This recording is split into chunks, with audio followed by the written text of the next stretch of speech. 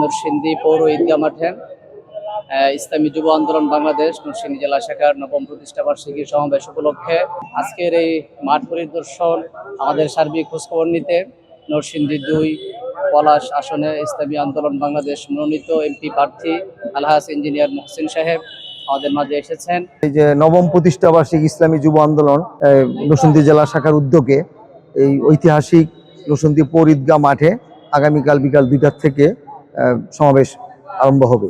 ইতিমধ্যে অলরেডি আমি মাঠে এসে যে দেখলাম এই যুবকরা, বিশেষ করে নেতৃবৃন্দরা, সভাপতি সেক্রেটারি, অনেক যুবকরা বিভিন্ন নরসিংদীর বিভিন্ন পৌরসভার বিভিন্ন উপজেলা লোকরা উপস্থিত হয়ে বিভিন্ন কাজকাম করতেছে। বিভিন্ন স্টেজ প্রায় কমপ্লিট, অন্যান্য কাজও ব্যাপক চলছে। আশা করতেছি মাইকের কাজও চলতেছে।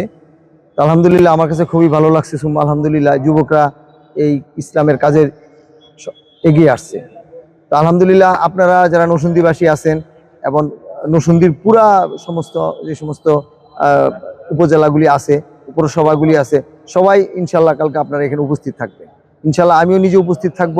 আমি বিশেষ করে আমার নরসিংদী ২ পলাশ উপজেলা এবং আমদিয়া মেহেরপাড়া পাঁচদনা ইউনিয়নবাসীদেরকে এবং যুবক ইসলাম আন্দোলনের সকল শ্রেণীর লোকদেরকে আমি অনুরোধ করব, ছাত্র আন্দোলন, যুব আন্দোলন, শ্রমিক আন্দোলন, সকল যারা সংগঠনে জড়িত এবং জড়িত নয়, সবাইকে নিয়ে কালকে ইনশাল্লাহ আপনারা এই মাঠে উপস্থিত থাকবেন।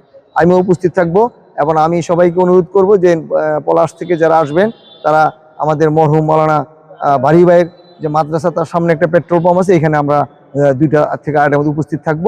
ওইখান থেকে পরে আমরা মিছিল করে ইনশাল্লাহ এই সময় উপস্থিত থাকব। আমি এই সমাবেশের সাফল্য কামনা করে, এই যুবকদের, এই বিশেষ করে আমার প্রিয় যুবকদের সাফল্য কামনা করে আমি সবাইকে এই সমাবেশ উপস্থিত থাকার জন্য অনুরোধ জানিয়ে আমি আমার বক্তব্য এখানে শেষ করছি। আল্লাহ হাফেজ।